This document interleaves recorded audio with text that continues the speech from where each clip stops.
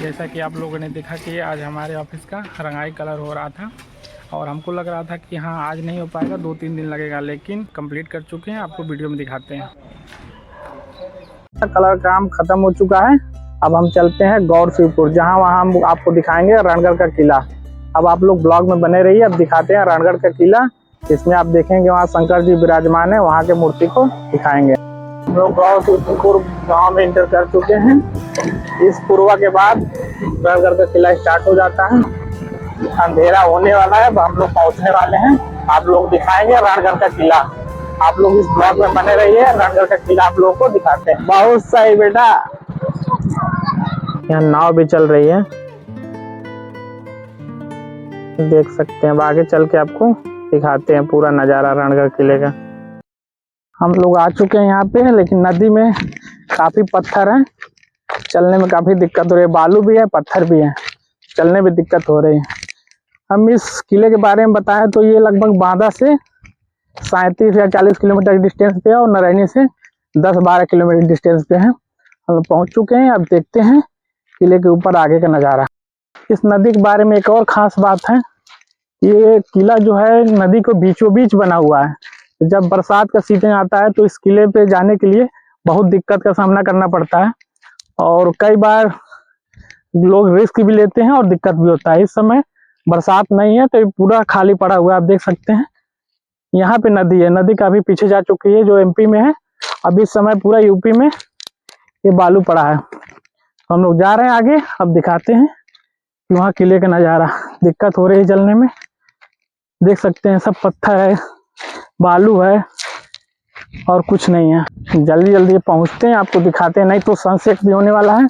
हम लोग को वापस नारायणी भी लौटना है, इसलिए हम आप लोगों को इस ब्लॉग में कोशिश करेंगे कि किले के ऊपर जो शिव शंकर मंदिर है उसको दर्शन करा दें। उसके बाद हम जल्दी उतरेंगे, अब पहुंचेंगे अपने नारायणी के। चारों तरफ बकरियां चर रही हैं, अब देख सकते हैं, और सामने सनसेट होता हुआ। इसके साथ ये नदी, ये केन नदी है। केन नदी के बीचों बीच ये किला बना हुआ है, जो कि लगभग 99% यूपी में आता है, कुछ ही परसेंट एमपी में आता है। बड़े बड़े चट्टान है, चढ़ने में काफी दिक्कत हो रही है।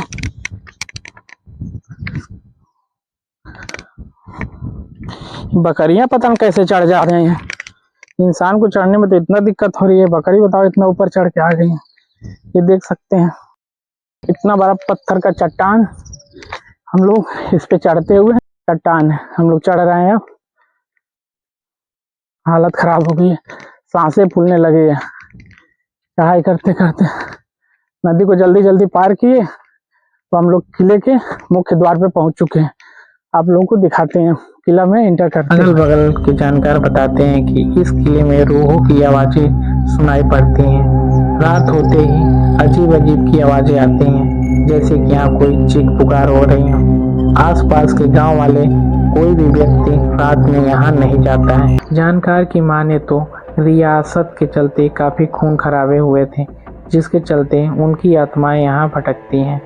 वास्तव में यहाँ आने पर डरावना लग रहा था।